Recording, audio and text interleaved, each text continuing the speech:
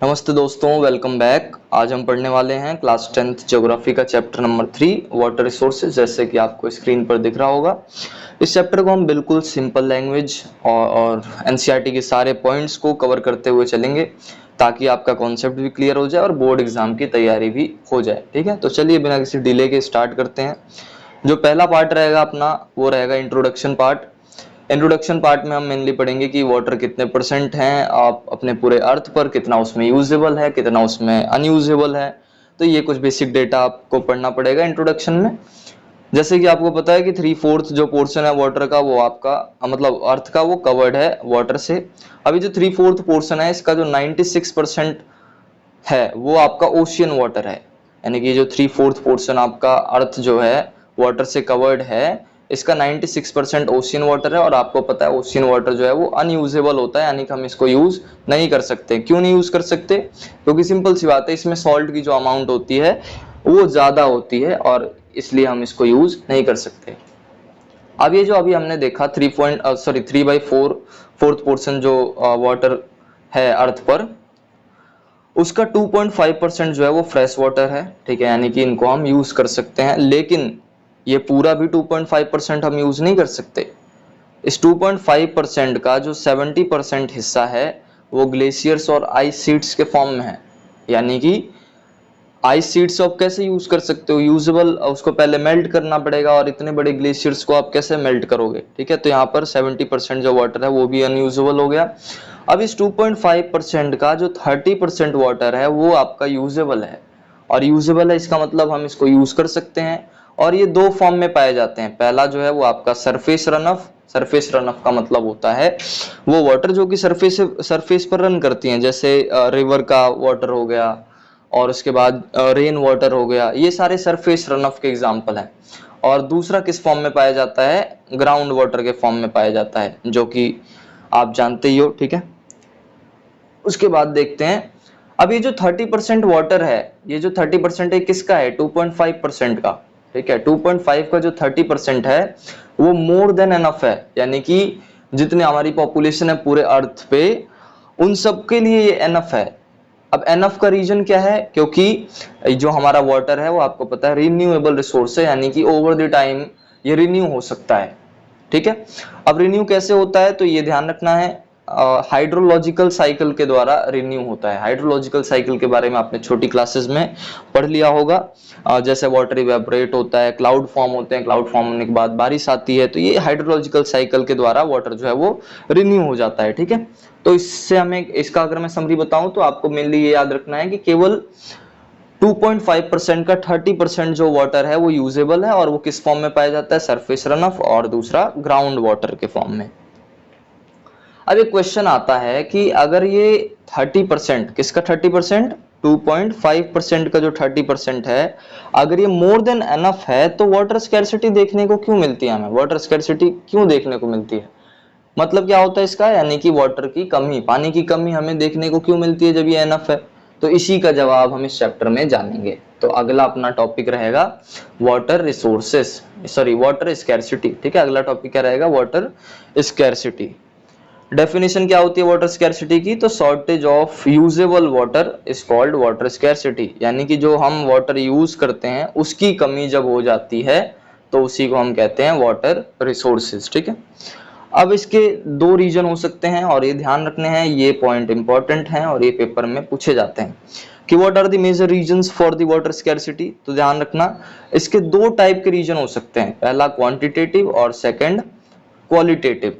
Quantitative reason पहले हम पढ़ेंगे। क्वांटिटेटिव रीजन का रीजन में आ जाएगा अनइक्वल डिस्ट्रीब्यूशन ऑफ वाटर। पानी की कमी क्यों है? क्योंकि अनइक्वल डिस्ट्रीब्यूशन है, कहीं पर पानी बहुत ज्यादा है, कहीं पर पानी बहुत कम है, तो अनइक्वल डिस्ट्रीब्यूशन के वजह से पानी की कमी है। ठीक है, और ऐसा हुआ क्यों है? तो ग्रोइंग पॉपुलेशन के वजह से। ठीक है, अनइक्वल डिस्ट्रीब्यूशन हो गया। अब इसका एक्सप्लेनेशन समझो, कैसे ग्रोइंग पॉपुलेशन इसकी रीजन है। ग्रोइंग पॉपुलेशन ग्रो हो रही है, तो सिंपल सी बात है वाटर डिमांड भी क्या होगी? बढ़ेगी। अब जब वाटर डिमांड बढ़ेगी तो रिच पीपल जो हैं, अमीर लोग हैं, वो तो एक्सेस कर लेंगे, लेकिन जो गरीब लोग हैं वो उससे एक्सेस नहीं कर पाएंगे। तो अनइक्वल डिस्ट्रीब्यूशन के कारण क्या हो रहा है, वाटर स्कार्सिटी हो रही है। ठीक है, जो अमीर है वो एक्सेस कर ले रहा है और जो गरीब है वो एक्सेस नहीं कर पा रहा है। ठीक है, तो पहला क्वांटिटेटिव रीजन में आ गया अनइक्वल डिस्ट्रीब्यूशन ऑफ वाटर। दूसरा रीजन होता है commercialization of agriculture. Commercialization of agriculture reason इसलिए है क्योंकि अब आपको पता है कि मेनली जितने भी आपके एग्रीकल्चर फील्ड्स होते हैं वहां पर ट्यूबवेल्स का यूज किया जाता है, वेल्स का यूज किया जाता है। अब जब ट्यूबवेल्स और वेल्स का यूज किया जाता है तो ग्राउंड वाटर से बहुत ज्यादा अमाउंट में वाटर को एक्सट्रैक्ट किया जाता है। अब सिंपल सी बात है, इसके वजह से क्या होगा, ग्राउंड वाटर लेवल जो है वो घट रहा है। ठीक है, तो इसीलिए कमर्शियलाइजेशन ऑफ एग्रीकल्चर जो है वो भी एक मेजर रीजन है वाटर स्कार्सिटी का। तो पहला रीजन क्या था, अनइक्वल डिस्ट्रीब्यूशन, और दूसरा रीजन क्या है, कमर्शियलाइजेशन ऑफ एग्रीकल्चर। क्योंकि लोग अब प्रॉफिट के लिए क्या कर रहे हैं, क्रॉप्स को उगा रहे हैं। अब प्रॉफिट के लिए जब क्रॉप्स को उगा रहे हैं तो तुम्हें पता है कि वो ऐसे सीड्स का यूज करते हैं जिसमें ज्यादा वाटर की जरूरत होती है। अब ज्यादा वाटर की जरूरत होगी तो ज्यादा पानी एक्सट्रैक्ट किया जाएगा, निकाला जाएगा, जिसकी वजह से ग्राउंड वाटर लेवल क्या होगा, कम होगा। इसीलिए सेकंड रीजन हो गया आपका कमर्शियलाइजेशन ऑफ एग्रीकल्चर। ठीक है, आपको बस मेन पॉइंट ध्यान रखना है कि पहला जो था वो अनइक्वल डिस्ट्रीब्यूशन की वजह से, और दूसरा जो है वो आपका कमर्शियलाइजेशन की वजह से। ठीक है, नेक्स्ट थर्ड पॉइंट आपका क्वांटिटेटिव में क्या है, इंडस्ट्रियलाइजेशन। आपको पता है बहुत सारी इंडस्ट्रीज लगाई जा रही हैं। ठीक है, इंडस्ट्रीज की संख्या बढ़ रही है। अब इंडस्ट्री की संख्या बढ़ने की वजह से क्या हो रहा है, use amount of water is used in industries. बहुत ज्यादा अमाउंट में वाटर को यूज किया जा रहा है इंडस्ट्री में। ठीक है, अब कैसे यूज किया जा रहा है, पहले तो हाइड्रो इलेक्ट्रिसिटी का यूज करते हैं इंडस्ट्रीज वाले। ठीक है, जो इंडस्ट्रीज वाले हैं वो किसका यूज करते हैं, हाइड्रो इलेक्ट्रिसिटी का। और आपको पता है कि हाइड्रो इलेक्ट्रिसिटी जो है वो किससे जनरेट होती है, फ्रेश वाटर से। अब जब फ्रेश वाटर से इलेक्ट्रिसिटी जनरेट हो रही है तो सिंपल सी बात है, ज्यादा वाटर यूज हो रहा है। ठीक है, तो यहाँ पर इंडस्ट्रियलाइजेशन भी एक कारण हो जाता है तुम्हारा वाटर स्कैरसिटी का। ठीक है, तो दिस कॉज वाटर स्कैरसिटी। और उसके बाद चलो यूज कर रहे हैं कोई बात नहीं, लेकिन जो इनका इंडस्ट्रियल वेस्ट होता है उसको ये रिवर में डंप कर देते हैं। ठीक है, विदाउट एनी प्रॉपर ट्रीटमेंट, यानी कि वो एसिडिक होगा तो भी उसको वेस्ट मतलब डंप कर दिया। ठीक है, यानी कि उसमें बहुत सारे केमिकल्स हैं, उनको बिना किसी ट्रीटमेंट के वो किस में डंप कर देते हैं, रिवर में, जिसकी वजह से फ्रेश वाटर खराब होता है।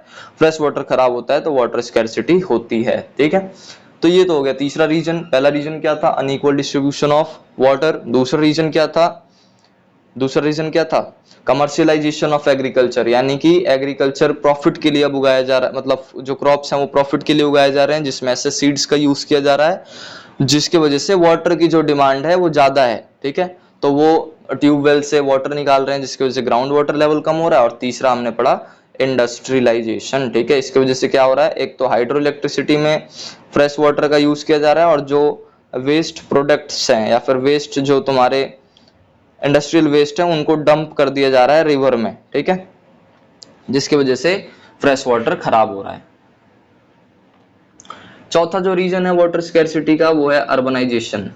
आपको पता है कि जो लोग हैं वो मूव कर रहे हैं सिटीज की तरफ। क्यों मूव कर रहे हैं, क्योंकि उनकी भी भाई मजबूरी है। ठीक है, कि अनएम्प्लॉयमेंट बहुत ज्यादा है गांव में, तो एम्प्लॉयमेंट के लिए वो कहाँ की तरफ मूव करते हैं, सिटीज के लिए। अब सिटीज में जब वो मूव कर रहे हैं तो सिंपल सी बात है, जब गांव से लोग शहर आएंगे तो शहरों की पॉपुलेशन क्या होगी, बढ़ेगी।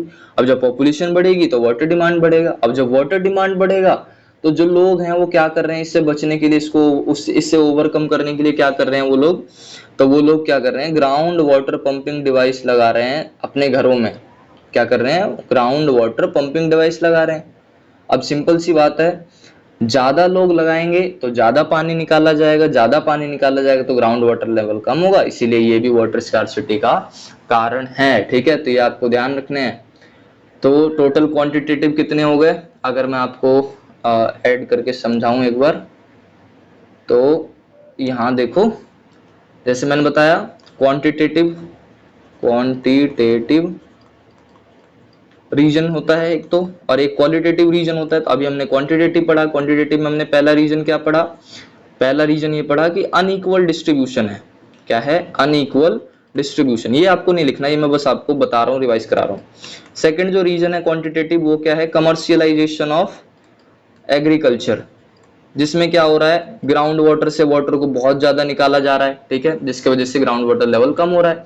तीसरा रीजन क्या था, इंडस्ट्रियलाइजेशन। इंडस्ट्रियलाइजेशन में कैसे वाटर, ये कैसे कारण है वाटर स्कार्सिटी का, जैसे मैंने बताया कि ये हाइड्रो इलेक्ट्रिसिटी का यूज करते हैं। हाइड्रो इलेक्ट्रिसिटी किससे बनती है, फ्रेश वाटर से। तो ये वाटर स्कार्सिटी का कारण हुआ कि नहीं हुआ, चलो ये तो ठीक है। लेकिन फिर भी जो ये इंडस्ट्रियल वेस्ट होते हैं, इंडस्ट्रियल वेस्ट जो होते हैं, इसको डायरेक्ट ये डंप कर देते हैं तुम्हारे रिवर में। किस में कर देते हैं, रिवर में डंप कर देते हैं, जिसकी वजह से क्या हो रहा है, फ्रेश वाटर जो है वो खराब हो रहा है, ठीक है। अब फ्रेश वाटर खराब हो रहा है तो क्या होगा, वाटर स्कैर्सिटी। तो तीसरा रीजन क्या है, इंडस्ट्रियलाइजेशन। चौथे रीजन की बात करते हैं। चौथा रीजन है आपका अर्बनाइजेशन। अर्बनाइजेशन, ठीक है। अर्बनाइजेशन मैंने बताया, अर्बनाइजेशन में क्या हो रहा है, जो गांव के लोग हैं, विलेज के जो लोग हैं, वो कहाँ मूव कर रहे हैं, सिटीज की तरफ, ठीक है। अब सिटीज की तरफ मूव कर रहे हैं तो पॉपुलेशन जो है वो सिटीज में क्या हो रही है, बढ़ रही है। जब पॉपुलेशन सिटीज में बढ़ रही है तो इसकी वजह से लोग पंपिंग डिवाइस लगा रहे हैं अपने घरों में। पंपिंग डिवाइस लगा रहे हैं तो क्या होगा, जो वाटर लेवल है, वाटर लेवल जो है वो कम होगा, ग्राउंड वाटर लेवल कम होगा। तो ये भी किसका रीजन हो गया, वाटर स्कार्सिटी का। तो टोटल अगर मैं बात करूं, क्वांटिटेटिव रीजन हो गया 4। पहला अनइक्वल डिस्ट्रीब्यूशन, दूसरा कमर्शियलाइजेशन ऑफ एग्रीकल्चर, तीसरा industrialization and fourth one is urbanization. तो ये आपको क्वांटिटेटिव रीजन ध्यान रखने हैं, यानी कि क्वांटिटी के बेस पर क्या रीजन्स हो सकते हैं, तो ये मैंने बता दिया। अब इससे पहले मैंने बताया था कि एक और रीजन होता है, that is qualitative reason. Qualitative reason क्या होता है, जैसे कि आपको नाम से समझ आ रहा है, क्वालिटी के बेस पे हम पता करेंगे कि क्या रीजन हो सकता है। जैसे area where water is sufficiently available. मान लो कोई एक ऐसा एरिया है जहां पर पानी बहुत ज्यादा है, मतलब सफिशिएंट है पानी, लेकिन वो फिर भी वहां पर पानी की कमी हो रही है, लोग वाटर स्कैर्सिटी फेस कर रहे हैं। अब ऐसा कैसे हो सकता है, तो ऐसा हो सकता है, बिल्कुल हो सकता है। कैसे हो सकता है, क्योंकि वो बैड क्वालिटी ऑफ वाटर हो सकता है। अब बैड क्वालिटी ऑफ वाटर होने की वजह से क्या लोग उसको यूज कर सकते हैं, नहीं कर सकते। तो ये होता है क्वालिटेटिव रीजन, जिसमें वाटर तो है लेकिन हम उसको यूज नहीं कर सकते। यूज क्यों नहीं कर सकते, क्योंकि इसकी क्वालिटी क्या है, खराब है, ठीक है, क्योंकि ये अनसेफ हो सकता है हेल्थ के लिए। तो इसी को हम क्वालिटेटिव रीजन कहते हैं वाटर स्कैर्सिटी का, ठीक है। तो इसको ध्यान रखेंगे। 2 रीजन बताए मैंने, एक तो quantitative and second one is qualitative, ठीक है। क्वालिटेटिव में आपके पास वाटर है लेकिन आप इसको यूज नहीं कर सकते। क्यों नहीं कर सकते, रीजन है इसका, क्योंकि वो बैड क्वालिटी का है, ठीक है, बैड क्वालिटी का है। अब बैड क्वालिटी का अगर आप यूज करोगे तो आपका हेल्थ खराब होगा। तो ये हो गया क्वालिटेटिव, ठीक है। एक तो हो गया क्वांटिटेटिव और एक हो गया क्वालिटेटिव। तो ये है तो आपके रीजन फॉर वाटर स्कैर्सिटी। ये बहुत इंपॉर्टेंट है, ध्यान रखना, पेपर में पूछा जाता है इसको बार बार। तो आपको ये ध्यान रखना है, आपको बताना पड़ेगा पेपर में कि 2 टाइप के रीजन हो सकते हैं, क्वांटिटेटिव और एक क्वालिटेटिव। क्वांटिटेटिव में 4 हैं और क्वालिटेटिव में आपको बताना है कि एरिया में वाटर तो है लेकिन हम उसको यूज नहीं कर सकते। क्यों नहीं यूज कर सकते, क्योंकि उसकी क्वालिटी खराब है, ठीक है। That's all second topic. अब मूव करते हैं अपने छोटे से टॉपिक थर्ड, दैट इज जल जीवन मिशन, ठीक है। अब वाटर स्कार्सिटी देखने को मिल रहा है तो सरकार को भी तो कुछ करना पड़ेगा। तो उन्होंने स्टार्ट किया जल जीवन मिशन, जिसको हम शॉर्ट फॉर्म में कहते हैं JJM, ठीक है। उन्होंने JJM स्टार्ट किया लोगों की भलाई के लिए, ताकि उनको फ्रेश वाटर मिल सके, ठीक है। तो ध्यान रखना, launch by the government of India. Reason क्या था इसको लॉन्च करने के लिए, तो to improve the quality of life and the enhance ease of the people. अब इन्होंने इसको स्टार्ट इसलिए किया था ताकि क्वालिटी ऑफ लाइफ को इम्प्रूव किया जा सके और लोगों की लाइफ को इजी बनाया जा सके, स्पेशली फॉर रूरल पीपल, ठीक है, जो गांव में रहने वाले लोग हैं उनके लिए स्पेशली इसको स्टार्ट किया गया था। अच्छा, एक चीज और कि आप नोट्स बनाते रहें, ठीक है, क्योंकि ये सफिशिएंट है बिल्कुल। तो साथ साथ में लिखते रहें या फिर बाद में लिख लें, पॉज करके लिख लें, लेकिन नोट्स जरूर बनाएं, ठीक है। और इसमें सारे इंपॉर्टेंट पॉइंट्स को कवर किया गया है तो इसको ध्यान से पढ़ना भी है, ठीक है। वैसे तो आपको रिवीजन की ज्यादा जरूरत पड़ेगी नहीं, क्योंकि बहुत सिंपल लैंग्वेज में बता दूंगा, लेकिन फिर भी आपको लिखना है। बोर्ड के समय जब पेपर होगा तो आपको रिवाइज करने में आसानी मिलेगी, ठीक है। तो जल जीवन मिशन स्टार्ट किया गया गवर्नमेंट ऑफ इंडिया के द्वारा। क्यों स्टार्ट किया गया, ताकि क्वालिटी ऑफ लाइफ को इम्प्रूव किया जा सके और लोगों की लाइफ को इजी बनाया जा सके, ठीक है, एनहांस द ईज, इसीलिए इसको स्टार्ट किया गया था। ऑब्जेक्टिव, ताकि ऑब्जेक्टिव या फिर एम ये था कि सारे जो रूरल हाउस होल्ड हैं, यानी कि गांव में रहने वाले जो, मतलब गांव में जो घर हैं, उनको पोर्टेबल पाइप्ड वाटर, पोर्टेबल मतलब जो हेल्दी हो, सेफ वाटर, ठीक है, सेफ वाटर इनको प्रोवाइड किया जा सके, इसलिए स्टार्ट किया गया। और ये थोड़ा डेटा आपको याद रखना होगा कि हर पर्सन को रेगुलरली 55 लीटर्स वाटर सप्लाई किया जाए पर डे, डेली बेसिस पर, ठीक है। रेगुलर बेसिस पर एक पर्सन की कितनी जरूरत होती है? 55 लीटर की जरूरत होती है, ठीक है। तो ये किसका ऑब्जेक्टिव है? जेजेएम का, ठीक है, जेजेएम, जल जीवन मिशन, इसका एम है कि सबको पोर्टेबल यानी कि फ्रेश पाइप्ड वाटर मिले, और उसके बाद कितना मिले? 55 लीटर पर पर्सन, ठीक है, रेगुलर बेसिस पर। समझ आ गया? अब एक क्वेश्चन आता है, क्या है क्वेश्चन? तो why do we need for water conservation and management? अब ये बहुत ही वैसा क्वेश्चन है कि क्या ही है, मतलब वाटर कंजर्वेशन और मैनेजमेंट की हमें जरूरत क्यों है? अभी हमने जस्ट पढ़ा ऊपर कि वाटर स्कार्सिटी हो रही है। क्या हो रही है? Water scarcity. तो अगर आप पानी नहीं बचाओगे तो क्या होगा? अपना ही तो नुकसान करोगे ना। तो वही हम पढ़ने वाले हैं कि वाटर कंजर्वेशन और मैनेजमेंट की जरूरत क्या है। तो जरूरत है भाई। अभी हमने जस्ट देखा वाटर स्कार्सिटी की वजह से बहुत सारी प्रॉब्लम्स हो रही हैं, लोग बूंद बूंद के लिए तरस रहे हैं। कई देशों में हमें तो मिल रहा है, लेकिन कई ऐसे इलाके हैं जहां पर पानी बहुत कम है, अभी हमें पता नहीं है उनके बारे में। अगर आप देखोगे तो आपको लगेगा कि क्यों जरूरी है वाटर को कंजर्व करना। तो यहाँ पर रीजन बताया गया है, because if we not conserve या फिर मैनेज द वाटर, तो ये प्रॉब्लम्स हो सकती हैं, जैसे हेल्थ हजार्ड, बीमारियां हो सकती हैं, फूड इनसिक्योरिटी हो सकती है, इकोसिस्टम डिग्रेडेशन हो सकता है, इकोलॉजिकल क्राइसिस हो सकते हैं। तो इसलिए हमें करना है भाई, क्योंकि वाटर तुम्हें पता है बहुत ही एक असेंशियल अपने लाइफ का पार्ट है, ठीक है। अगर वाटर ही नहीं होगा तो आप क्या ही कर लोगे? हेल्थ हजार्ड हो जाएंगे, फूड इनसिक्योरिटी हो जाएगी, इकोलॉजिकल डिग्रेडेशन हो जाएगा, इकोलॉजिकल क्राइसिस हो जाएगा। तो जरूरी ये है कि भाई वाटर कंजर्वेशन और मैनेजमेंट करना चाहिए हमें, ठीक है। बिना वजह वाटर को बर्बाद नहीं करना चाहिए, ठीक है, क्योंकि हमारे पास है, इसलिए हमें इसकी वैल्यू नहीं पता। तो अभी तक हमने कौन कौन से टॉपिक कवर कर लिए हैं? अगर मैं एक ब्लैंक पेज पे बताऊं तो पहला जो टॉपिक था वो था आपका इंट्रोडक्शन पार्ट। इंट्रोडक्शन में हमने मेनली अमाउंट के बारे में जाना कि कितना फ्रेश वाटर का अमाउंट है, अमाउंट ऑफ फ्रेश वाटर, ठीक है। दूसरा अपना पार्ट था water scarcity. Water scarcity, water scarcity का डेफिनेशन हमने पढ़ा, that is shortage of usable water. उसके बाद इसके हमने रीजन पढ़े। रीजन कौन कौन से थे? एक तो क्वांटिटेटिव और दूसरा था क्वालिटेटिव, ठीक है। क्वांटिटेटिव में 4 थे और क्वालिटेटिव में 1, ठीक है। तीसरा हमने पढ़ा जेजेएम के बारे में। जेजेएम क्या था? जल जीवन मिशन, गवर्नमेंट के द्वारा इसको स्टार्ट किया गया था, ताकि मेनली किसके लिए स्टार्ट किया गया था? रूरल एरियाज वालों के लिए, ताकि उनको पोर्टेबल का मतलब क्या होता है? फ्रेश पोर्टेबल पाइप वाटर मिल सके, और कितना मिल सके? 55 लीटर, ठीक है, 55 लीटर उनको वाटर मिल सके पर पर्सन पर डे, ठीक है। यहाँ तक अभी हमने कवर कर लिया। अब हम बात करते हैं थोड़ा सा पुराने जमाने की, ठीक है। Hydraulic system in ancient India. पुराने जमाने में पानी को कैसे कंजर्व किया जाता था, कैसे मैनेज किया जाता था वाटर को, उसके बारे में हम मेनली पढ़ेंगे। इसको थोड़ा सा मैं जूम कर देता हूँ। हाँ, तो पुराने जमाने में कैसे किया जाता था उसके बारे में हम थोड़ा सा देखते हैं।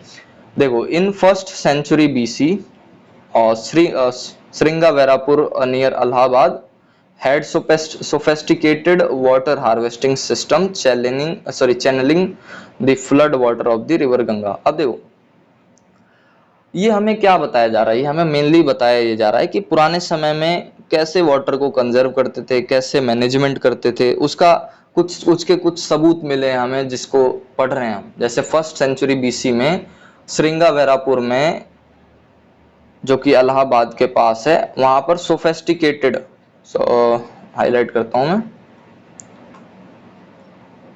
एक second, sophisticated water harvesting system हमें मिला, ठीक है।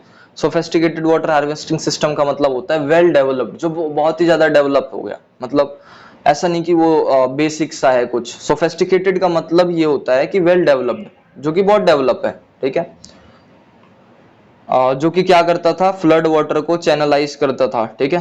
फ्लड वाटर को चैनलाइज करने का मतलब जो बाढ़ का पानी होता था उसको चैनलाइज कर देता था। चैनलाइज का मतलब उसको एक अलग रास्ता, डायरेक्शन दे देते थे और उसको पानी को कंजर्व कर लेते थे। तो यहाँ पर पहला एग्जाम्पल श्रृंगावेरापुर जो कि इलाहाबाद के पास है, ये हो गया। इसमें क्या मिला हमें, सोफेस्टिकेटेड वाटर हार्वेस्टिंग सिस्टम देखने को मिला था, इसके सबूत मिले थे।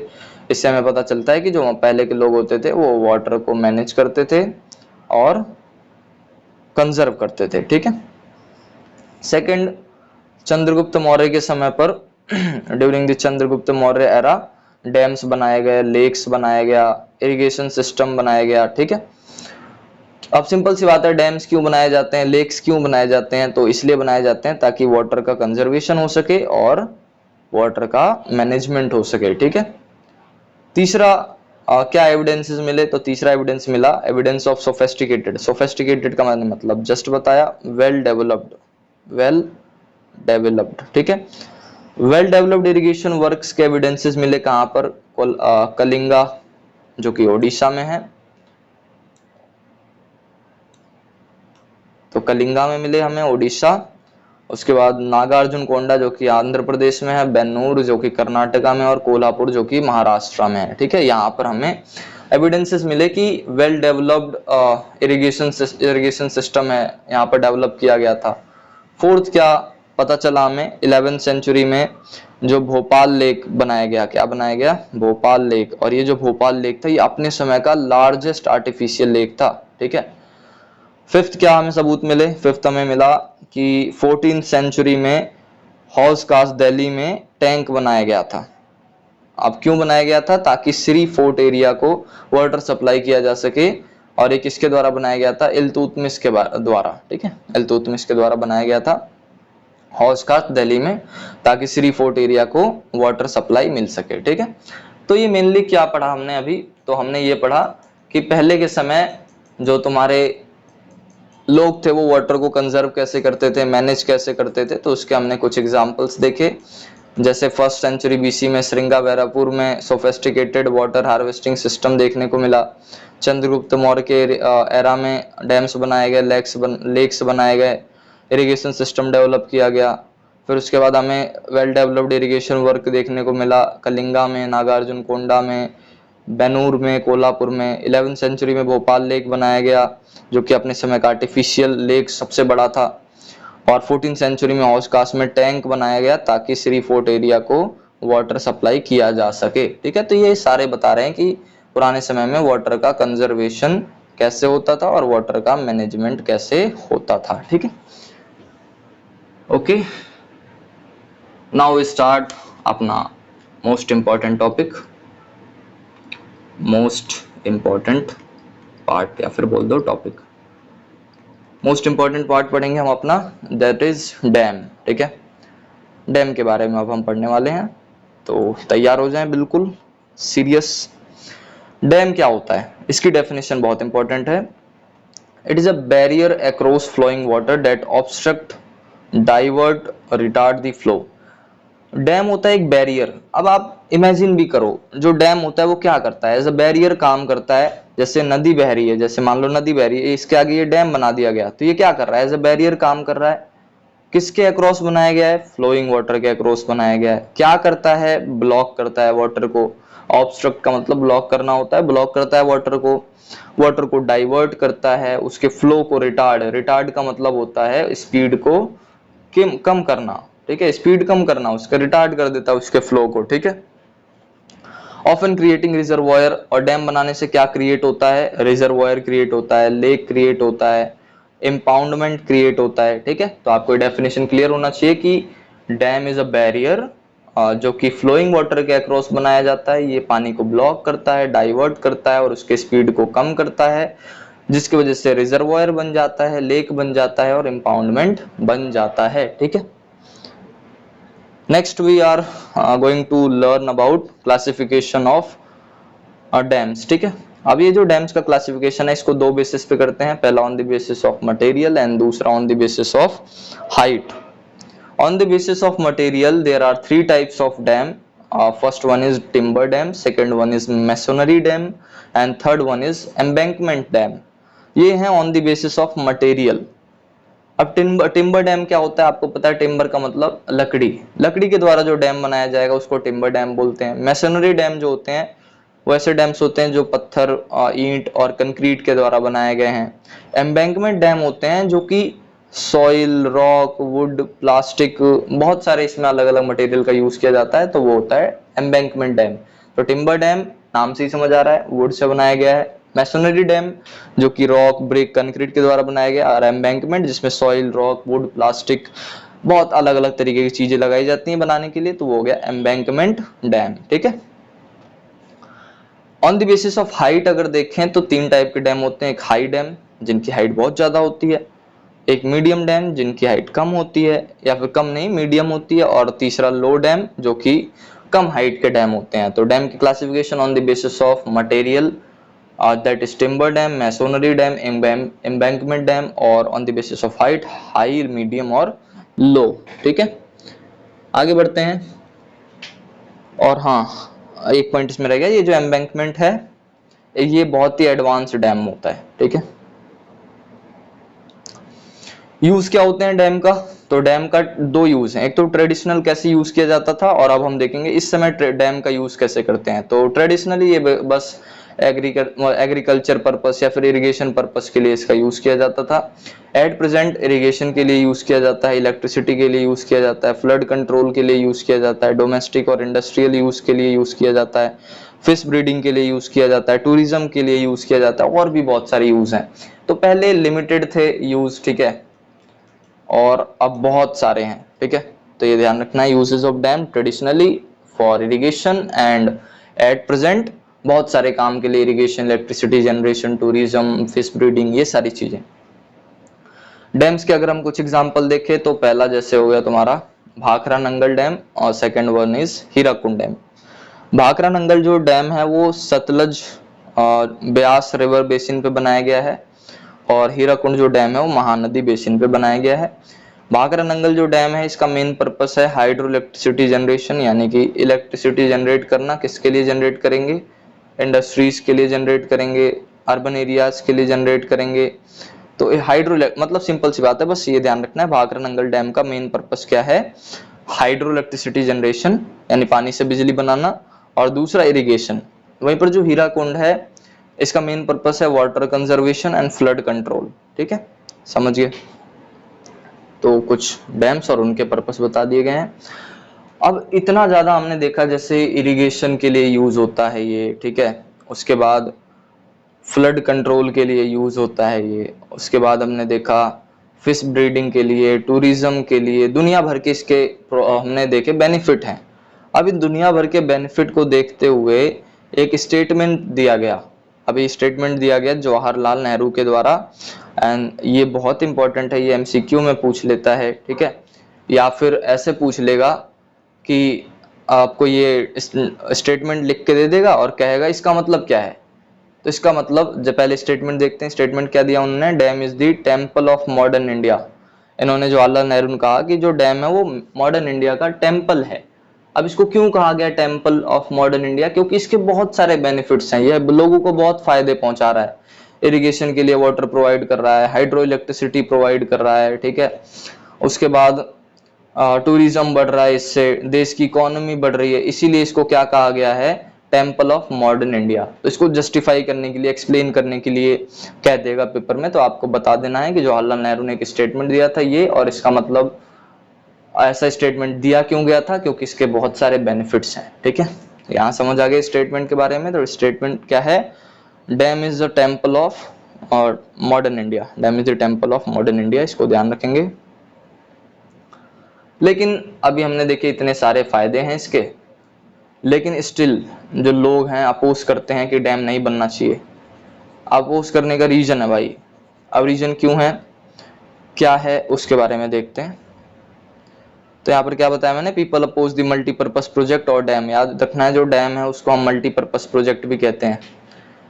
मल्टीपर्पज प्रोजेक्ट क्यों कहते हैं, क्योंकि मल्टी मतलब बहुत सारे, पर्पस मतलब काम, और प्रोजेक्ट मतलब प्रोजेक्ट। डैम एक ऐसा प्रोजेक्ट होता है जिसमें बहुत सारे काम होते हैं, जैसे इरिगेशन का काम हो गया, हाइड्रोइलेक्ट्रिसिटी जनरेशन हो गया, रिक्रिएशन हो गया, फिश ब्रीडिंग हो गया, फ्लड कंट्रोल हो गया, क्योंकि इसके मल्टीपल पर्पस हैं, इसीलिए इसको मल्टीपर्पस प्रोजेक्ट भी कहते हैं। ठीक है, ध्यान रखना। तो लोग इसकी अपोज भी करते हैं, इसके फायदे हैं तो नुकसान भी हैं, नुकसान की वजह से लोग इसका अपोज करते हैं। अब अपोज करने का रीजन क्या है, या फिर हम पढ़ रहे हैं डीमेरिट्स। अभी इससे पहले हमने मेरिट्स पढ़े। मेरिट्स क्या पढ़े, इरिगेशन के लिए यूज होता है, फ्लड कंट्रोल के लिए यूज होता है। अब हम मेरिट्स के बाद डीमेरिट्स की बारी है कि भाई सिंपल सी बात है, अगर कोई भी चीज की अच्छाई है तो बुराई भी है उसकी, उसके मेरिट्स हैं तो डीमेरिट भी हैं, गुड पॉइंट है तो बैड पॉइंट भी है। वो है क्या, तो पहला देखते हैं regulating and damming of water. पहला जो है वो regulating and damming of water है।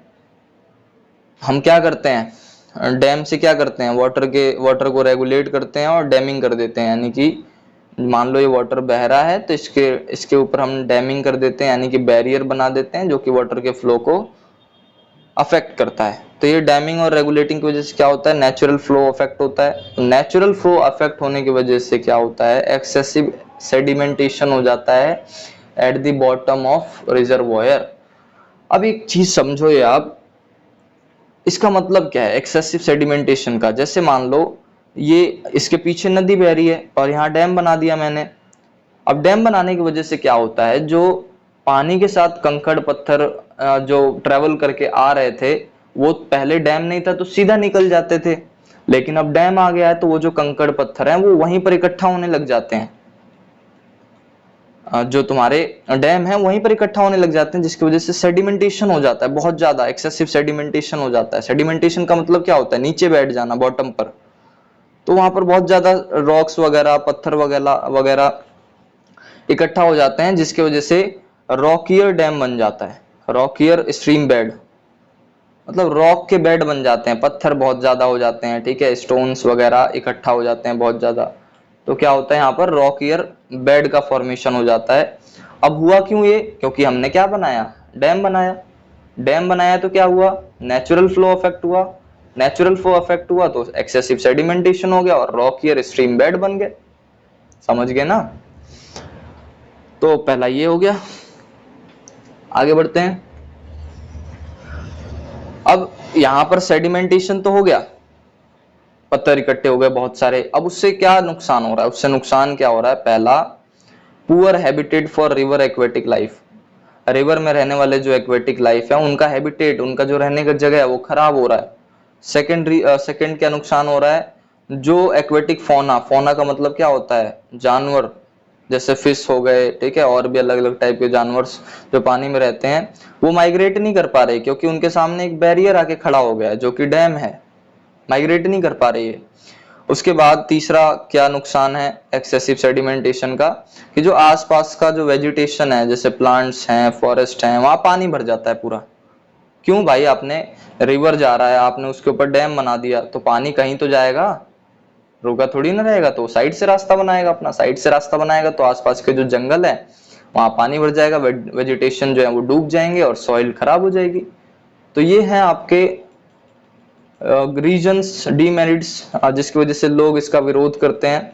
क्योंकि सिंपल सी बात है, आप नेचुरल फ्लो को क्या कर रहे हो, नेचुरल फ्लो को अफेक्ट कर रहे हो, उसकी वजह से सेडिमेंटेशन हो रहा है। सेडिमेंटेशन के कारण एक तो एक्वेटिक लाइफ का जो रहने का जगह है वो खराब हो रहा है, माइग्रेट नहीं कर पा रही है, जो वेजिटेशन है वो डूब जा रहा है, सॉइल डिग्रेडेशन हो जा रहा है। तो डेट इज वाई जो लोग हैं वो क्या कर रहे हैं, इसका विरोध कर रहे हैं। तो ये पहला है आपका, पहला डिमेरिट, ठीक है, कि ये सारी चीजें हो रही हैं डैम बनाने से। सेकंड क्या है, बहुत सारे सोशल मूवमेंट स्टार्ट हो जाते हैं मल्टीपर्पज प्रोजेक्ट की वजह से, यानी डैम बना रहे हैं जो हम, उसकी वजह से बहुत सारे सोशल मूवमेंट्स, आंदोलन स्टार्ट हो जा रहे हैं। जैसे कि आपने सुना होगा नर्मदा बचाओ आंदोलन हुआ था, टेहरी डैम आंदोलन हुआ था। तो ध्यान रखना है, डैम की वजह से ये आंदोलन स्टार्ट हो जाते हैं। आंदोलन क्यों कर रहे हैं लोग, क्योंकि सिंपल सी बात है, जहां पर जिस एरिया में डैम बनाया जा रहा है वहां लोग भी तो रहते होंगे ना। अब वो जो लोग हैं वहां से उनको जाना पड़ेगा, क्योंकि बहुत बड़ा एरिया में डैम बनाया जाता है तो लार्ज स्केल डिस्प्लेसमेंट देखने को मिलता है, जिसकी वजह से उनकी जमीन चली जाती है, लाइवलीहुड चला जाता है, और ऊपर से इनको ज्यादा कुछ बेनिफिट भी नहीं मिलता है। बेनिफिट किसको मिलता है? बेनिफिट मिलता है वहां के लैंड ओनर्स को और जो रिच फार्मर्स हैं, क्योंकि इनको तो अब इरिगेशन मिलेगा प्रॉपर। लेकिन जो लोग वहां से चले गए उनका क्या फायदा उसमें? तो रियल बेनिफिट्स जो सेक्रीफाइस कर रहे हैं उनको नहीं मिल रहा, जो सेक्रीफाइस नहीं कर रहे हैं उनको मिल रहा है, इंडस्ट्रियलिस्ट को मिल रहा है, अर्बन एरियाज को मिल रहा है। ठीक है, तो सेक्रीफाइस ये कर रहे हैं लेकिन इनको ज्यादा इनको कुछ फायदा नहीं है। तो दूसरा प्रॉब्लम क्या होता है डैम बनाने से? बहुत सारे सोशल मूवमेंट्स स्टार्ट हो जाते हैं। सोशल मूवमेंट्स का रीजन क्या है? क्योंकि लार्ज स्केल डिस्प्लेसमेंट होता है, इनकी लैंड चली जाती है, लाइवलीहुड चला जाता है और ऊपर से इनको बेनिफिट भी उसका नहीं मिलता। Now third demerit is increase of commercial crop. Commercial crop, commercial crops जो है वो बढ़ जाते हैं। कमर्शियल क्रॉप मैंने बताया था जो प्रॉफिट के लिए उगाए जाते हैं, ऐसे क्रॉप्स जो कि प्रॉफिट के लिए उगाए जाते हैं वो इंक्रीज हो जाते हैं। अब मैंने बताया था प्रॉफिट के लिए जो क्रॉप्स उगाए जाते हैं उसमें ऐसे सीड्स का यूज किया जाता है जिसको ज्यादा इरिगेशन चाहिए होता है ना, ज्यादा इरिगेशन चाहिए होता है। अब डैम बन गया, और जब डैम बन गया तो क्या हुआ? इरिगेशन के लिए पानी इन्हें मिल जाएगा, और पानी मिल जाएगा तो ये कौन सा क्रॉप उगाएंगे? Commercial crop. तो कमर्शियल क्रॉप बढ़ जाता है। अब कमर्शियल क्रॉप उगाना गलत बात नहीं है, लेकिन ज्यादा उगाना गलत बात है। अब कमर्शियल क्रॉप की वजह से क्या हो रहा है? डीसेलिनेशन हो रहा है, सॉरी सेलिनेशन हो रहा है सॉइल का। सेलिनेशन का मतलब सॉल्ट का जो अमाउंट है वो बढ़ रहा है सॉइल में, और आपको पता है अगर सॉल्ट का अमाउंट बढ़ेगा तो आने वाले समय में जमीन जो है वो खराब हो सकती है, सॉइल जो है वो खराब हो सकता है। तो कमर्शियल क्रॉप उगाने की वजह से क्या हो रहा है? सेलिनेशन जो है सॉइल की बढ़ रही है वो। और दूसरा क्या हो रहा है? रिच फार्मर्स और पुअर फार्मर्स जो है इनके बीच में सोशल गैप्स बढ़ता जा रहा है। कैसे बढ़ता जा रहा है? जैसे मान लो ये डैम है, ठीक है, एक फार्मर डैम के पास रहता है, एक फार्मर डैम के दूर रहता है, ठीक है। अब जो पास में रहता है उसको तो इरिगेशन के लिए वाटर मिल जाएगा, इरिगेशन के लिए वाटर मिल जाएगा, तो वो कौन सी क्रॉप ग्रो करेगा? कमर्शियल क्रॉप ग्रो करेगा। अब जब कमर्शियल क्रॉप ग्रो करेगा तो इस ए फार्मर को प्रॉफिट ज्यादा होगा, लेकिन वहीं पर जो बी है वो बहुत दूर है कहीं डैम से, इसको वाटर नहीं मिल रहा, प्रॉपर प्रॉपर वाटर मिल नहीं रहा, तो ये कमर्शियल क्रॉप्स को ग्रो नहीं कर पाएगा। ग्रो नहीं कर पाएगा तो प्रॉफिट इसका कम होगा।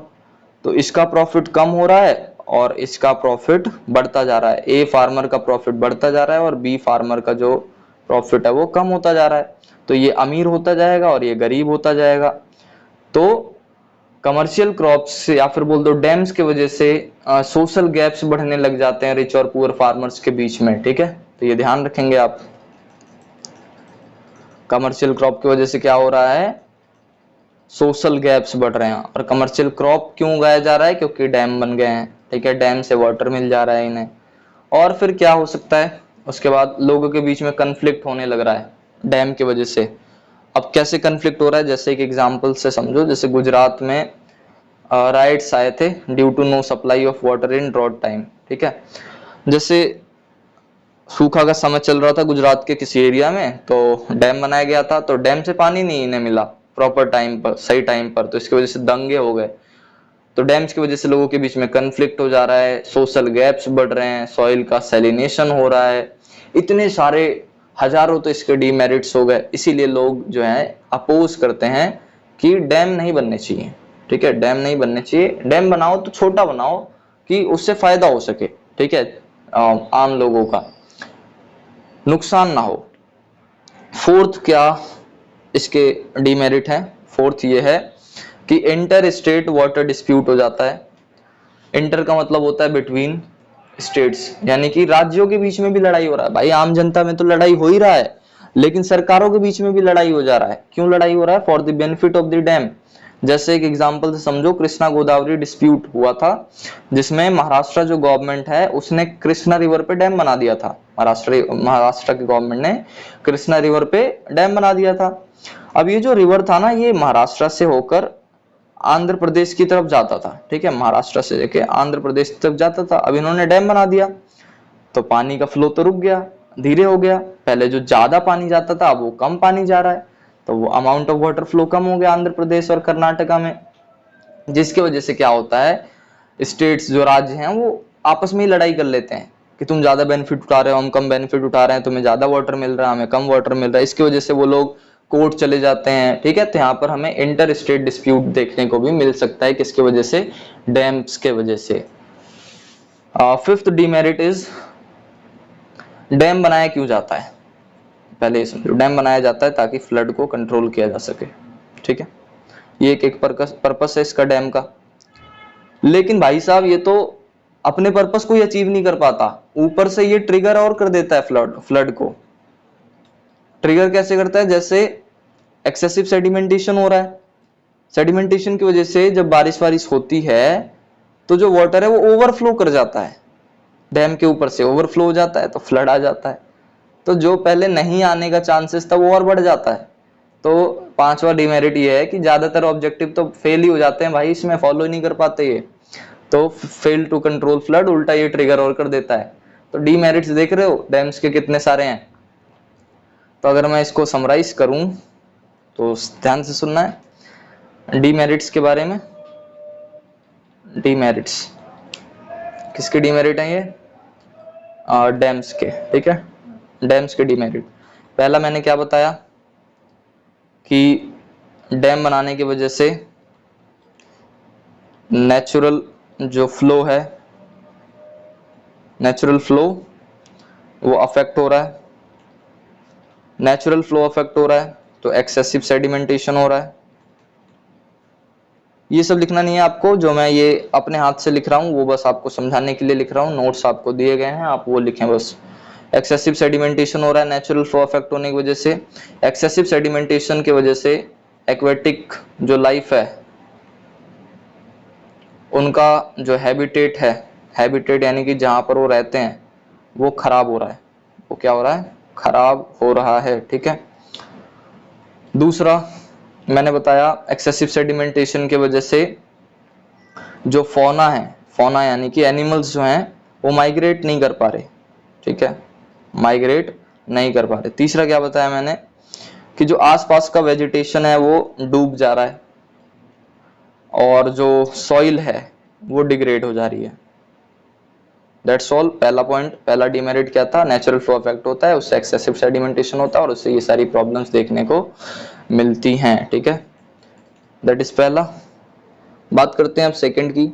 सेकंड डिमेरिट क्या बताया मैंने, बहुत सारे सोशल मूवमेंट्स स्टार्ट हो जाते हैं, सोशल मूवमेंट्स स्टार्ट हो जाते हैं, लाइक हमने देखा नर्मदा बचाओ आंदोलन, टेहरी डैम आंदोलन, ये सब किसकी वजह से हो रहे हैं, ये डैम की वजह से हो रहे हैं। अब इससे होता क्या है, क्यों कर रहे हैं, इसके रीजन है, सोशल मूवमेंट्स क्यों होता है, क्योंकि लार्ज स्केल पर लोगों को डिस्प्लेस होना पड़ता है, जाना पड़ता है वहां से, जिसकी वजह से इनकी जमीनें चली जाती हैं, लाइवलीहुड चला जाता है, लाइवलीहुड चला जाता है और इसके बदले इनको बेनिफिट भी ज्यादा नहीं मिलते हैं। बेनिफिट मैंने बताया किसको मिलते हैं, लैंड ओनर्स, रिच फार्मर्स, इनको बेनिफिट मिल रहे हैं, है ना। तो यहाँ पर ध्यान रखना है, जो सेक्रीफाइस कर रहे हैं उनको बेनिफिट नहीं मिल रहा, जो नहीं कर रहे हैं उनको ज्यादा मिल रहा है। तीसरा मैंने क्या बताया, तीसरा डिमेरिट ये था कि कमर्शियल जो क्रॉप्स हैं, कमर्शियल क्रॉप्स जो हैं वो बढ़ रहे हैं।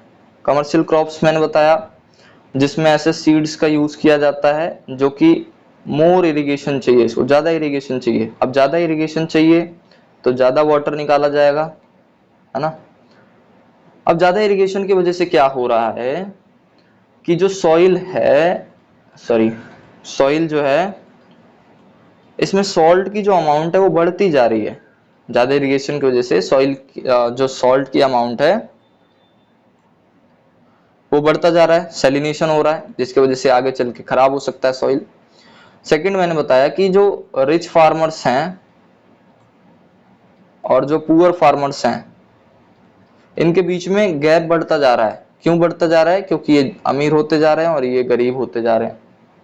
क्योंकि ये ज्यादा पास हैं तो ज्यादा फायदा है, ये ज्यादा दूर है तो इनको कम फायदा है, इनको ज्यादा प्रॉफिट होगा, इनको कम प्रॉफिट होगा, तो सोशल गैप्स क्या हो रहे हैं, बढ़ते जा रहे हैं। और फिर कमर्शियल क्रॉप की वजह से और मैंने बताया कि लोगों के बीच में कन्फ्लिक्ट हो रहा है, कन्फ्लिक्ट हो रहा है। जैसे मैंने बताया गुजरात में राइट्स हो गए थे, गुजरात में राइट्स हो गए थे, दंगे हो गए थे, क्योंकि सूखे के समय इनको वाटर नहीं मिला था। ये तीसरा डीमेरिट था। फोर्थ डीमेरिट मैंने क्या बताया, इंटर स्टेट डिस्प्यूट हो जा रहा है। इंटर स्टेट डिस्प्यूट यानी कि राज्य आपस में झगड़ा कर ले रहे हैं। क्यों झगड़ा कर ले रहे हैं? क्योंकि इनको बेनिफिट्स नहीं मिल रहे ना डैम के, एक को ज्यादा मिल रहा है, एक को कम मिल रहा है। तो डैम्स ऑफ बेनिफिट के ऊपर, मतलब बेनिफिट्स ऑफ डैम के ऊपर भी डिस्प्यूट हो रहा है स्टेट्स के बीच में। जैसे मैंने बताया, महाराष्ट्र ने कृष्णा रिवर के ऊपर डैम बना लिया था, तो कर्नाटक और आंध्र प्रदेश जो है वो कोर्ट चले गए, लड़ाई हो गई इनके बीच में, ठीक है, कोर्ट चले गए। पांचवा डीमेरिट क्या बताया मैंने, कि भाई जिस पर्पस के लिए इसको बनाया जा रहा है ये उसको अचीव ही नहीं कर पा रहा, फेल हो जा रहा है उसमें, फ्लड को नहीं कंट्रोल कर पा रहा है, ऊपर से इसको ट्रिगर और कर दे रहा है, फ्लड को कंट्रोल नहीं कर पा रहा है ये। तो जिस पर्पस के लिए बनाया गया वो पर्पस ही नहीं कर पा रहे फॉलो। तो ये टोटल हो गए 5 आपके डीमेरिट्स ऑफ डैम्स। तो ये ध्यान रखेंगे आप, ठीक है। अब तक हमारा मेन जो आधा से ज्यादा चैप्टर है वो खत्म हो चुका है। लास्ट जो सबसे इंपॉर्टेंट टॉपिक है, एक तो डैम मोस्ट इंपॉर्टेंट टॉपिक है, और जो अब आप पढ़ाने वाला हूँ वो एक इंपॉर्टेंट टॉपिक है, that is rain water harvesting system. Rain water harvesting system क्या होता है, पहले तो इसकी डेफिनेशन जाने आप। Rain water harvesting system is a process of collecting and storing water for future use instead of allowing the flow away as a run off. Rain water harvesting एक process है जिसमें हम पानी को कलेक्ट करते हैं, स्टोर करते हैं। क्यों करते हैं स्टोर? ताकि हम फ्यूचर में उसका यूज कर सकें। इस प्रोसेस को हम कहते हैं रेन वाटर हार्वेस्टिंग। तो ये क्या है? एक प्रोसेस है जिसमें हम वाटर को कलेक्ट करते हैं, स्टोर करते हैं, ताकि हम फ्यूचर में उसका यूज कर सकें, ठीक है। ये बहुत ही इफेक्टिव मेथड है वाटर को कंजर्व करने के लिए और ग्राउंड वाटर को रिचार्ज करने के लिए, ठीक है। तो पहली बात तो आपको डेफिनेशन क्लियर होना चाहिए। करते कैसे हैं? तो 4 स्टेप्स होते हैं इसके। तो सबसे पहला कलेक्शन, जैसे मान लो बारिश हुआ छत पर, अब यहाँ पर इन्होंने काट के पाइप लगा रखा है, तो यहाँ पर पानी आके कलेक्ट हो रहा है, ठीक है। दूसरा स्टेप होता है कन्वेंस या फिर कन्वेंस। कन्वेंस मतलब क्या होता है? कन्वे करना। इस जो ये वाटर इस पाइप में कलेक्ट हुआ, इसको ट्रांसपोर्ट कर देना, कन्वे कर देना, ठीक है। तो कन्वेंस दूसरा स्टेप होता है। तीसरा, इसको फिल्टर करना। भाई अब पानी सीधा आप यूज नहीं कर सकते ना, आप उसको फिल्टर करोगे फिर। तो पहला तो हमने कलेक्ट किया, दूसरा हमने उसको ट्रांसपोर्ट किया, तीसरा हमने उसको फिल्टर किया, एंड फोर्थ वन हम क्या करते हैं? फिल्टर करने के बाद उसको स्टोर कर लेते हैं, ठीक है, ताकि हम उसको फ्यूचर यूज में ला सकें। अब फ्यूचर यूज के लिए भी हम स्टोर कर सकते हैं, या फिर ग्राउंड वाटर को रिचार्ज करने के लिए भी हम उसको यूज कर सकते हैं। तो रेन वाटर हार्वेस्टिंग सिस्टम क्या था? एक प्रोसेस था जिसमें हम वाटर को कलेक्ट करते हैं, स्टोर करते हैं, किसके लिए? फॉर फ्यूचर यूज के लिए, ठीक है, या फिर ग्राउंड वाटर रिचार्जिंग के लिए, ठीक है। 4 स्टेप्स होते हैं इसको करने के लिए। पहला हम कलेक्शन करते हैं, कन्वेंस करते हैं, फिल्ट्रेशन करते हैं और स्टोरेज कर लेते हैं, ठीक है। अब पुराने समय में रेन वाटर हार्वेस्टिंग कैसे किया जाता था, या फिर traditional rain water harvesting system in India? तो पहला है गुल्स और कुल्स। गुल्स और कुल्स जो है वो वेस्टर्न हिमालयाज में पाए जाते हैं, ठीक है। गुल्स हिमाचल प्रदेश और कुल्स इन उत्तराखंड। ये डाइवर्जन चैनल्स होते हैं, ये कीवर्ड है। गुल्स और कुल्स क्या है? It is a diversion channels which are found in the area of western Himalayas, ठीक है, लाइक हिमाचल प्रदेश एंड उत्तराखंड। दोनों सेम ही चीज है, बस अलग अलग नाम से इनको बुलाया जाता है। गुल्स को हिमाचल प्रदेश में बोलते हैं और कुल को तुम्हारे उत्तराखंड में बोलते हैं। होते क्या है ये? Diversion channels. डाइवर्जन चैनल का मतलब, डाइवर्जन का मतलब क्या होता है? जो डाइवर्ट कर दे। चैनल का मतलब रूट। ऐसा रूट बनाया जाता है, ऐसा रास्ता बनाया जाता है जो कि वाटर को डाइवर्ट कर दे। तो गुल्स और कुल्स क्या करते हैं? वाटर को डाइवर्ट करते हैं। और ये कहाँ बनाया जाता है? Made from the slopes of the हिल। जैसे ये तुम्हारे स्लोप्स हैं, इन्हीं के ऊपर बनाया जाता है इसको। ये वाटर को कैरी करते हैं माउंटेन से और कहाँ लेकर आते हैं? फील्ड तक, खेतों तक, ठीक है।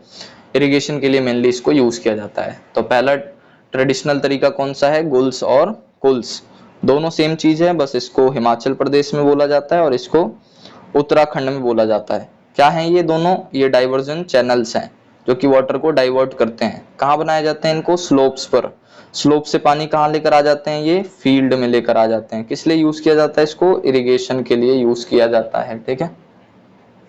नाउ सेकंड ट्रेडिशनल तरीका है खादिन्स। खादिन्स जैसलमेर राजस्थान के एरिया में पाया जाता है। इसमें क्या करते हैं? एक अर्थन एम्बैंकमेंट बनाते हैं। एम्बैंकमेंट का मतलब होता है बांध, बांध। ठीक है, बांध बनाया जाता है। अर्थन यानी मिट्टी से बांध बना दिया।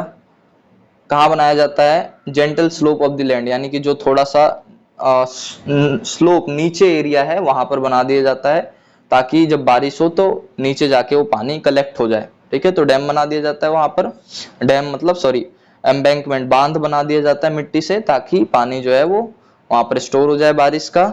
अब ये जो वाटर है ये आपके सॉइल को क्या करेगा? मॉइस्चर प्रोवाइड करेगा जो इकट्ठा है, क्योंकि सॉइल उसको एब्जॉर्ब करेगी और मॉइस्चर आ जाएगा उसके अंदर, जिसकी वजह से जब रेनी सीजन खत्म हो जाता है तो जो क्रॉप्स हैं वो आसानी से ग्रो हो जाते हैं। क्यों ग्रो हो जाते हैं? क्योंकि इन्होंने पहले से बांध बना रखा था, यहाँ पानी इकट्ठा था तो सॉइल ने इसको एब्जॉर्ब किया और आगे वो इसको यूज करेंगी आफ्टर रेनी सीजन। ठीक है, तो इस मेथड को कहते हैं खादिन्स। ठीक है, तो खादिन्स कहाँ मिलता है? जैसलमेर राजस्थान के एरिया में देखा जाता है इसको।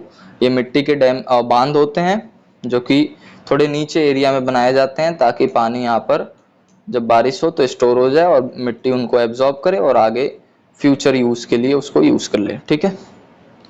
तीसरा जोहड्स, ये भी राजस्थान में ही पाया जाता है। ये भी सेम ही चीज है, इसको भी लो लाइंग एरियाज में बनाया जाता है ताकि रेन वाटर को स्टोर किया जा सके। यानी कि ऐसे एरिया में बनाया जाएगा जो थोड़ा सा निचला इलाका है, क्योंकि तुम्हें पता है बारिश में जब पानी होता है वो नीचे के इलाके में ही भागता है, तो वहां पर एक डैम बना दिया जाए, फिर एक बांध बना दिया जाए, तो क्या होगा? पानी वहां जाके स्टोर हो जाएगा और इस पानी के वजह से, ये जो स्टोर हुआ है पानी, इसकी वजह से ग्राउंड वाटर लेवल रिचार्ज होता है और इसको ये एग्रीकल्चर और डोमेस्टिक यूज के लिए यूज कर लेते हैं। तो दोनों जो खादिन्स और जोहार्ट्स हैं या फिर जोहर्ट्स हैं, ये राजस्थान में इसको यूज किया जाता है। ठीक है। तीसरा जो ट्रेडिशनल तरीका है वो है आपका टैंकाज। टैंकाज बनाया जाता है, ये भी राजस्थान में, मेनली बीकानेर और पलौड़ी। ठीक है, पलौड़ी में बनाया जाता है इसको। टैंकास, टैंकास आर अंडरग्राउंड स्टोरेज टैंक, जैसे आपको ये फिगर में दिख रहा होगा, ये अंडरग्राउंड स्टोरेज टैंक्स होते हैं। यूजुअली कंट्री यार्ड या फिर हाउसेज में बनाए जाते हैं। ठीक है, मतलब घरों में बनाए जाते हैं इसको। रेन वाटर फ्रॉम रूफटॉप, जैसे बारिश हुई, छत पे गिरा, छत से इन्होंने इसको ट्रांसपोर्ट करके ला दिया कहाँ पर? अंडरग्राउंड टैंक में। ठीक है, फिल्टर करने के बाद। ठीक है, तो इसको स्टोर कर देते हैं टैंक में और इसको मेनली ड्रिंकिंग पर्पस के लिए यूज किया जाता है। किसके लिए यूज किया जाता है? ड्रिंकिंग पर्पस के लिए, ये आपको ध्यान रखना है। ठीक है, तो टोटल कितने हो गए अगर मैं आपको बताऊं? ट्रेडिशनल तरीके जो हैं, ट्रेडिशनल मेथड्स जो हैं, वो टोटल 4 हो गए। अभी ट्रेडिशनल मेथड किसके हैं? रेन वाटर हार्वेस्टिंग के। रेन वाटर हार्वेस्टिंग के पहला गुल्स और कुल्स। गुल और कुल कहाँ पाए जाते हैं? वेस्टर्न हिमालयाज, वेस्टर्न हिमालयाज में। ठीक है, ये क्या होते हैं? डाइवर्जन चैनल्स होते हैं। ठीक है, ये स्लोप पर बनाए जाते हैं और पानी को माउंटेन से फील्ड में लेके आ जाते हैं। दूसरा हमने पढ़ा खादिन्स, ये आपके जैसलमेर राजस्थान में बनाए जाते हैं। ये मिट्टी के द्वारा बनाए गए बांध होते हैं और इसको थोड़ा निचले इलाके में बनाया जाता है ताकि पानी वहां पर स्टोर हो जाए बारिश का और मिट्टी उसको एब्जॉर्ब कर ले और रेनी सीजन के बाद उसको यूज कर ले ग्रो करने के लिए अपने आप को। तीसरा जोहर्ट्स, जोहर्ट्स मैंने बताया, ये भी लो लाइंग एरियाज में बनाया जाता है राजस्थान के, ताकि इसको एग्रीकल्चर पर्पस के लिए और डोमेस्टिक यूज के लिए इसको यूज किया जा सके। फोर्थ मैंने बताया जोहर्ट्स के बाद टैंकाज बनाए जाते हैं बीकानेर और पलौड़ी में। ठीक है, टैंकाज क्या होता है? अंडरग्राउंड एक टैंक डेवलप कर लिया जाता है घर के साइड में या फिर घर के अंदर, जो कि फ्यूचर में इसको ड्रिंकिंग पर्पस के लिए यूज किया जाता है। ठीक है, तो ये टोटल हो गए ट्रेडिशनल मेथड 4 जिनको किया जाता है ताकि अपने वाटर नीड्स को पूरा किया जा सके। ठीक है, टैंकाज का क्या इंपॉर्टेंस है राजस्थान में? तो पहली बात तो ये रिलायबल वाटर सोर्स है ड्रिंकिंग वाटर, मतलब ये जो टैंकाज हैं ये पानी स्टोर कर लेते हैं जो कि सिंपल सी बात है। इनके लिए रिलायबल सोर्स होंगे वाटर का। तुम्हें पता है राजस्थान के मेनली जो मोस्ट एरियाज होते हैं वहाँ पर पानी कम होता है, सारे एरियाज नहीं लेकिन मोस्टली एरियाज में पानी कम होता है, तो उसमें ये रिलायबल सोर्स की तरह देखे जाते हैं। ये इंपॉर्टेंस ध्यान रखने हैं। दूसरा, जब वेल्स कुएं वगैरह सूख जाते हैं, पॉन्ड्स यानी कि जो आपके तालाब वगैरह ये हैं, अगर ये जब सूख जाते हैं तब टैंकार्स की बहुत ज़्यादा इंपॉर्टेंस होती है। तीसरा, rain water is considered one of the purest natural source of water, और रेन वाटर सबसे प्योरेस्ट नेचुरल वाटर है, तो ये भी इंपॉर्टेंस है टैंकार्स, क्योंकि उस नेचुरल वाटर को स्टोर कौन कर लेता है? टैंकार्स। चौथा, essential in the region with low and uncertain rainfall, उस रीजन में बहुत इंपॉर्टेंट होता है जहाँ पर लो रेनफॉल या फिर अनसर्टेन रेनफॉल होता है, तो ये पानी स्टोर कर लेते हैं फ्यूचर यूज के लिए। तो 4 इंपॉर्टेंस बताए। पहला तो ये रिलायबल सोर्स है ड्रिंकिंग वाटर का, जब कुएं और पॉन्ड सूख जाते हैं तो ये ज़्यादा यूजफुल हो जाता है। प्योरेस्ट नेचुरल फॉर्म में, तो इसमें कोई प्रॉब्लम भी नहीं है। और फोर्थ मैंने बताया कि एसेंशियल है ऐसे रीजन में जहाँ पर बारिश वगैरह कम होता है या फिर अनसर्टेन होता है। Now moving to the next, limitation of the rain water harvesting. Rain water harvesting की लिमिटेशन क्या है? अभी हमने रेन वाटर हार्वेस्टिंग पढ़ा कि पानी जो बारिश का पानी है उसको हम स्टोर करते हैं। इसके लिमिटेशन क्या है कि पहली बात तो rain water harvesting totally rainfall पे डिपेंड है। अगर रेनफॉल होगा तो पानी स्टोर किया जाएगा, नहीं होगा तो नहीं हो पाएगा स्टोर। दूसरा, रेगुलर क्लीनिंग और मेंटेनेंस चाहिए होगा। आप अगर सिस्टम डेवलप करोगे तो बिना उसको क्लीन किए थोड़ी ना आप यूज कर पाओगे, तो उसको रेगुलर क्लीन करना पड़ेगा, मेंटेन करना पड़ेगा। तीसरा, स्टोरेज कैपेसिटी भी लिमिटेड ही होती है। ऐसा तो है नहीं कि आप बिल्कुल ही तालाब ही बना दोगे, तालाब बराबर टैंक बना दोगे, ऐसा नहीं हो सकता ना। स्टोरेज कैपेसिटी जो है वो लिमिटेड होगा। फोर्थ, आपका इनिशियल इंस्टॉलेशन कॉस्ट भी हाई हो सकता है, यानी कि ज़्यादा पैसे लग सकते हैं लगाने के। ठीक है, तो ये लिमिटेशंस हो गए। पहला कि रेनफॉल पे डिपेंड करता है। सेकंड, रेगुलर क्लीनिंग और मेंटेनेंस चाहिए। फोर्थ, स्टोरेज कैपेसिटी लिमिटेड है, और थर्ड, स्टोरेज कैपेसिटी लिमिटेड है, और फोर्थ, ज़्यादा पैसे लग सकते हैं। उसके बाद एक आता है बैम्बू ड्रिप इरिगेशन सिस्टम। ये भी रेन वाटर हार्वेस्टिंग के अंडर में ही है।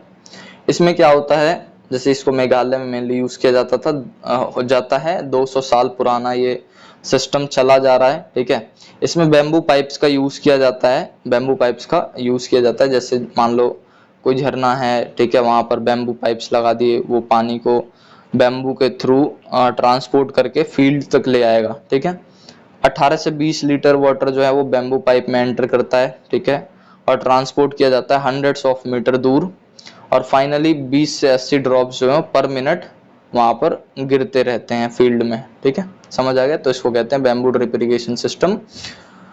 बैम्बू से बनाया जाता है, इसीलिए इसका नाम भी बैम्बू ड्रिप इरिगेशन सिस्टम रखा गया है। 18 से 20 लीटर पानी एंटर करता है इसमें, और 20 से 80 ड्रॉप जो है पर मिनट उस साइड पर गिरते रहते हैं जहां पर इसको एंड किया गया है। ठीक है, now last one, story of Gendathur. ठीक है, ये मैसूरू में विलेज है, विलेज इन मैसूरी कर्नाटका। ठीक है, मैसूरू में, सॉरी फॉर दी प्रोनाउंसिएशन। ठीक है, मैसूरू में विलेज है कर्नाटका की, गेंदाथुर। इसमें 200 हाउस होल्ड हैं जिन्होंने successfully rooftop rain water harvesting को इंस्टॉल किया है। यानी कि 200 घर ऐसे हैं जिन्होंने रूफटॉप रेन वाटर हार्वेस्टिंग को स्टोर किया है, मतलब इंस्टॉल किया है। ठीक है, ताकि ये अपने वाटर की नीड्स को पूरा कर सकें। रूफटॉप रेन वाटर हार्वेस्टिंग क्या है? वही सेम चीज, छत पे जो वाटर गिरेगा उसी को वो स्टोर करेंगे। ठीक है, रूफटॉप, रूफ पर ही। उसके बाद these 200 houses harvest 1 lakh litres of rain water annually. एक साल में 1 लाख लीटर वाटर को हार्वेस्ट कर लेते हैं या फिर स्टोर कर लेते हैं, यूज करते हैं उसको। ठीक है, तो ये स्टोरी ऑफ गेंदाथुर इसलिए बताया गया कि रेन वाटर हार्वेस्टिंग का जो मेथड है उसको आप हल्के में मत लेना। यहाँ पर देखो 1 लाख लीटर वाटर को एनुअली हार्वेस्ट करते हैं 200 घर मिलके केवल, और इन्होंने क्या इंस्टॉल किया है? Rooftop rain water harvesting. ठीक है, नाउ एक इंटरेस्टिंग फैक्ट के बारे में जानते हैं। Tamil Nadu is the first state in India which made rooftop rain water harvesting structure compulsory to all the houses across the state. There are legal provision to punish the defaulter. Tamil Nadu एक ऐसा state है जिसने compulsory कर रखा है कि आपको roof top rain water harvesting करना पड़ेगा, यानी कि रूफ पर एक ऐसा स्ट्रक्चर बनाना पड़ेगा जो कि रेन वाटर को स्टोर करे। अगर आप ऐसा नहीं करते हो तो आपके खिलाफ लीगल प्रोविजन एक्शन लिया जा सकता है, ठीक है, पनिश किया जा सकता है डिफॉल्टर को जो इसको फॉलो नहीं करेंगे। तो नाउ अपना जो चैप्टर हो गया है वो हो गया है खत्म, और बिल्कुल हमने इसको डिटेल में कवर किया है। मेन टॉपिक्स इंट्रोडक्शन जैसे हमने देखा, फिर उसके बाद वाटर स्कैरसिटी देखी, फिर उसके बाद हमने थोड़े जेजीएम के बारे में पढ़ा, फिर हमने हाइड्रोलिक स्ट्रक्चर जो कि पुराने समय में एंशियंट इंडिया में यूज़ किए जाते थे उनके बारे में पढ़ा। देन 5वां डैम्स के बारे में हमने पढ़ा। डैम्स के बाद हमने पढ़ा रेन वाटर हार्वेस्टिंग के बारे में, ठीक है। रेन वाटर हार्वेस्टिंग में हमने बहुत सारे पॉइंट्स कवर किए, ट्रेडिशनल तरीके जो कि गुल्स ये सारे थे। उसके बाद हमने लास्ट कुछ फैक्ट्स वगैरह देखे। बैम्बू ड्रिप भी इसी में आ गया था रेन वाटर में। और यहाँ पर ही जब इन सबको पढ़ने के बाद हमारा चैप्टर बिल्कुल अच्छे से कवर हो जाता है। तो आपको क्या करना है, आपको नोट्स बनाने हैं, जितने भी लिखे हुए हैं इसमें उन सब के नोट्स बनाने हैं, और इसको टेस्ट से पहले या फिर कोई टीचर पढ़ाए तो उससे पहले आप पढ़ के जा सकते हैं। आपको पूरा समझ आएगा, पूरा आपको पता होगा, सारे पॉइंट्स को इसमें कवर किए गए हैं। तो इसी के साथ लेक्चर को करते हैं and. Thank you all, bye bye.